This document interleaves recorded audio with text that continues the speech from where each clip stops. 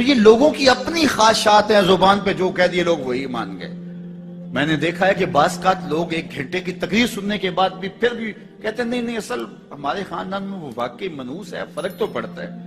جب اللہ کے محبوب نے کہہ دیا لا تجارہ، کوئی منحوس نہیں ہے، نہ دنوں میں منحوس، نہ ساعتوں میں منحوس، نہ افراد میں منحوس، ہمارے الو بھی منحوس نہیں ہے۔ تمہارے اندر کی برائیاں ہیں جو مجسم ہو کے تمہارے سامنے آتی ہیں، اس لیے کوئی منحوس نہیں۔ ہمارے والدین نے بچپن میں ہی ہمیں یہ باتیں اچھی طرح سے ازبر کروائیں اور ہماری تربیت اس طرح کی کہ ہم الحمدللہ کبھی بھی ذوف الاعتقادی کا شکار نہیں ہوئے۔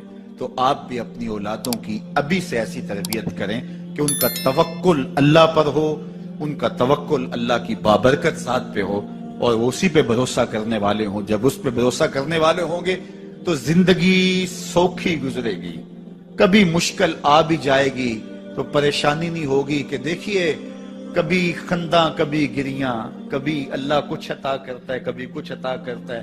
وہ محمود غزنوی کو بوڑھے لوگ محبوب تھے لیکن سب سے زیادہ محبوب ایاز تھا، تو ایک دن اس نے اس کو خربوزہ دیا تو وہ چٹخارے لے کے کھا رہا تھا۔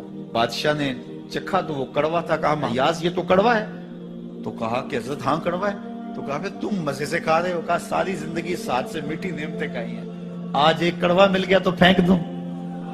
جب اس پہ توکل ہوگا تو کبھی تکلیف آئے گی تو بندہ کہے گا کوئی بات نہیں، جے سونا میرے دکھ وچ راضی تے میں سکھ نو چلے ڈاواں، تو بندہ کہے گا ٹھیک ہے کوئی بات نہیں ہے، یہ اس پہ بھی میں خوش ہوں۔ تو جب توکل اس پہ ہوگا تو پھر بندہ اس تکلیف میں بھی لذت لینے کا راستہ نکال لے گا۔ اور اگر یہ ہو کہ اس منحوسہ کی وجہ سے یہ سب کچھ ہوا ہے، کچیچیاں چڑھیں گے اس کے اوپر کہ اس نے یہ کیا ہے، مار ہی دوں قتل کر دوں، اس کو چھوڑوں نہ، زمین پہ رہنے کا حق ہی چھین لوں اس سے، کہ اس منحوسہ کی وجہ سے یا اس منحوس کی وجہ سے یہ ہوا ہے۔ کوئی کسی کی وجہ سے نہیں ہوتا، یہ ہماری اپنی بدعمالیوں کی سزا ہے۔ اگر کوئی ہمیں نقصان در نقصان ہو رہا ہے تو توبہ کریں۔ 70,000 لوگ ایسے ہیں جو بغیر حساب جنت میں جائیں، ان کا کوئی حساب نہیں ہوگا۔ اللہ اپنے کرم سے انہیں یوں ہی جنت عطا فرمائے۔ صحابہ نے عرض کی یا رسول اللہ صلی اللہ علیہ وسلم وہ کون ہے؟ تو آقا کریم نے شرف میں کانو لا یکتوون، یہ وہ لوگ ہیں جو اپنے جسم پہ داغ نہیں لگاتے، مخصوص نشان جسم پہ لگا لیتے ہیں، یہ فلاں بزرگ کی نشانی ہے، یہ فلاں جو ہے وہ شہید کی نشانی ہے۔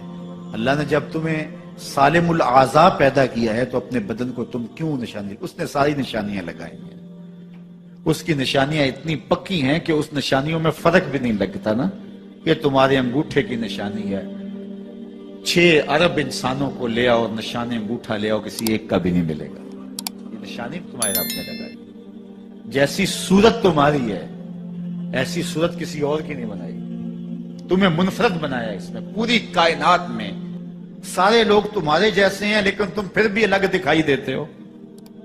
سب کی 2 آنکھیں، سب کا ناک، سب کے ہونٹ، سب کا رنگ ملتا جلتا، لیکن سب کی شکلیں الگ ہیں، یہ زید ہے، یہ بکر ہے، یہ عمر ہے، یہ آس ہے، یہ فلاں ہے۔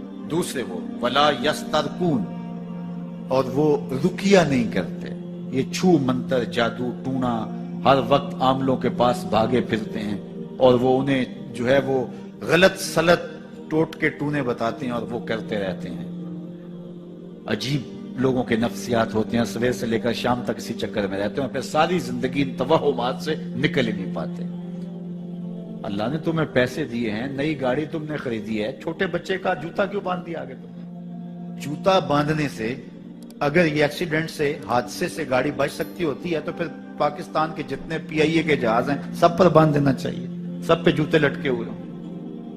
عجیب تم نے فلسفہ تراشا، کسی نے جو ہے وہ کالی رنگ کی پٹی باندھ دی نیچے، اس سے اس کو نظر نہیں لگے گی۔ گھوڑے کے پاؤں کے نیچے جو کھری لگی ہوئی ہوتی ہے کچھ لوگوں نے اپنے گھروں میں وہ باندھی ہوئی ہوتی ہے کہ اس سے ہمارے گھر کے اندر کوئی مصیبت نہیں آئے گی، کوئی تکلیف نہیں آئے گی۔ کسی نے ہنڈیا اپنے گھر کے اوپر الٹی رکھی ہوئی ہوتی ہے، یہ ہنڈیا بچا لے گی، اور میاں ہنڈیا کیا بچائے گی تجھے؟ اللہ کے قہر سے کچھ نہیں بچا سکتا۔ جب تمہارے اوپر کوئی مصیبت نازل ہونی ہے تو کچھ نہیں بچا سکتا۔ اگر بچنا چاہتے ہو تو پھر اللہ سے استغفار کرو، اللہ تعالیٰ کی تسبیح کرو، اللہ کی تحلیل کرو، میرے حضور پہ درود پڑھو، پھر دیکھنا کہ مصیبتیں ٹلتی ہیں یا نہیں ٹلتی۔ تو یہ خام خواہ کے رکیے اور یہ عامل لوگ جو ہیں ان کا تو کام ہی یہی ہے. ان کا کام چلتا ہے لوگ ذوف الاعتقادی میں مبتلا رہے اور یہ کہہ دیتے ہیں کہ آپ کے خاندان میں ایک منحوس عورت ہے، یہ اس کا کیا ہوا ہے، تو کوئی نہ کوئی منحوس تو پہلے ہی انہوں نے طے کر رکھی ہوتی ہے، فوراً ذہن وہاں جا کلک ہو جاتا ہے. اس کا نون سے نام شروع ہوتا ہے، اس کا کاف سے نام شروع ہوتا ہے، اس کا جیم سے نام شروع ہوتا ہے، تو پورے خاندان میں کسی کا نام کاف، نون یا جیم سے تو شروع ہوتا ہی ہوگا، یا دوستوں میں تو فوراً ذہن جو ہے ادھر منتقل ہو گیا.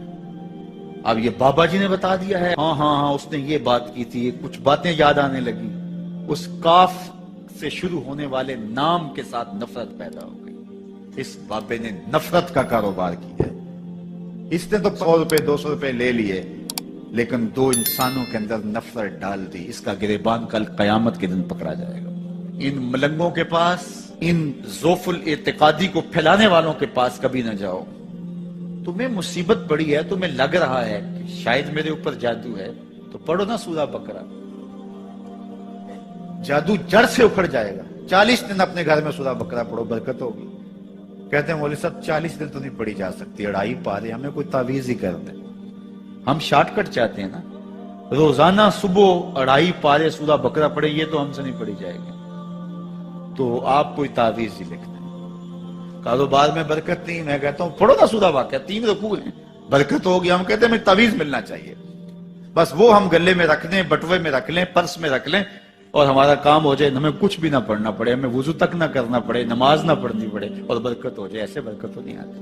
بیٹے کی شادی کی، بہو گھر لائے، ابھی 2 دن نہیں گزرے تھے، کاروبار میں نقصان ہو گیا، یا گھر کا کوئی فرد فوت ہو گیا، یا کوئی جانور مر گیا، تو کہا کہ یہ منحوسہ آئی ہے تو ہمارا یہ نقصان ہو گیا.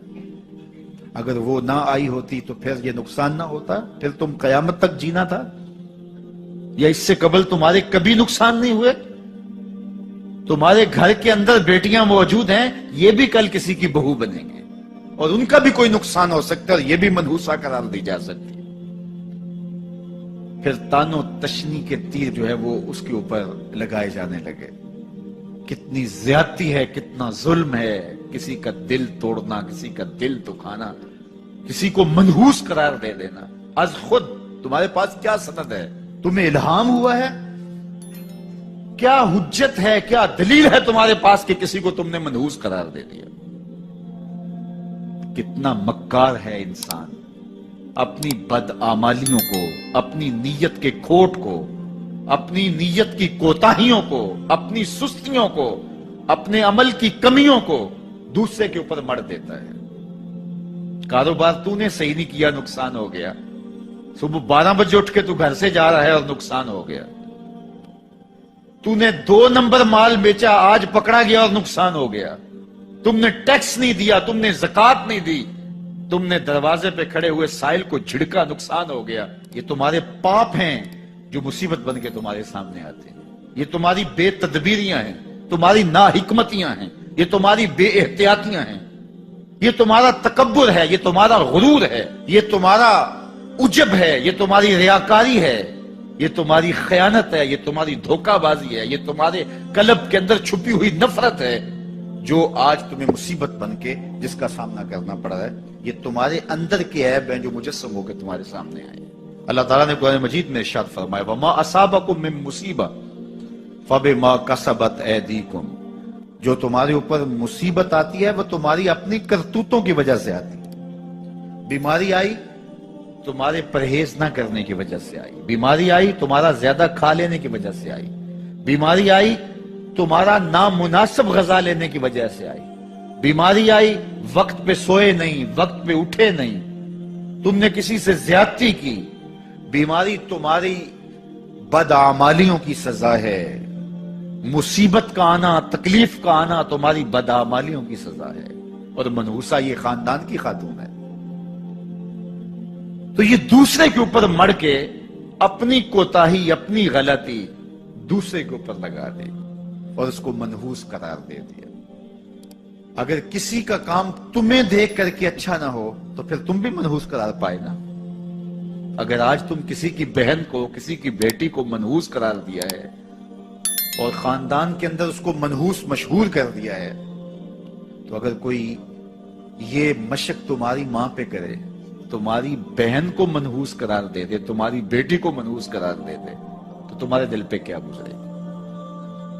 یہ کتنا ظلم ہے، کتنی بڑی زیادتی ہے کہ آج خود کسی کو منحوس قرار دے دیا۔ کوئی منحوس نہیں ہے، کوئی لمحہ منحوس نہیں ہے، کوئی شخص منحوس نہیں ہے، کوئی وقت منحوس نہیں ہے، کوئی گھڑی منحوس نہیں ہے۔ مصیبت کا آنا، تکلیف کا آنا تمہاری بدعمالیوں کی سزا ہے۔ لیکن قرآن نے کیا خوب بات فرمائی، وَيَعْفُو عَنْ كَثِيرٍ، ابھی تو بہت ساری باتیں ہم معاف ہی کر دیتے ہیں۔ تم نے کوئی گناہ کیا، پھر تمہارے ہاتھ اٹھ گئے، ہم نے معاف کر دیا۔ تم نے کوئی گناہ کیا، تم نے صدقہ کیا، ہم نے معاف کر دیا۔ تم نے کوئی گناہ کیا، تم نے سجدہ کیا، ہم نے معاف کر دیا۔ تم نے گناہ کیا، تم نے وضو کیا، ہم نے سارے گناہ جھاڑ دیے۔ تو کچھ اعمال ایسے ہیں کہ جن کی سزا بھگتنی پڑتی ہے، لازم، لیکن زیادہ عمل ایسے ہیں اللہ فرماتا ہے ہم زیادہ یوں ہی معاف کر دیتے ہیں۔ اور اگر ہم سارے معاف نہ کریں تم چل ہی نہ سکو، زندگی تمہاری گزرے ہی نہ، اتنی مصیبتیں تمہارے اوپر ٹوٹ پڑے، لیکن تم وہ منحوسہ کو قرار دے کے اپنے اوپر سے ٹال رہے ہو، فلاں منحوسہ اس لیے وہ سب کچھ ہو رہا ہے۔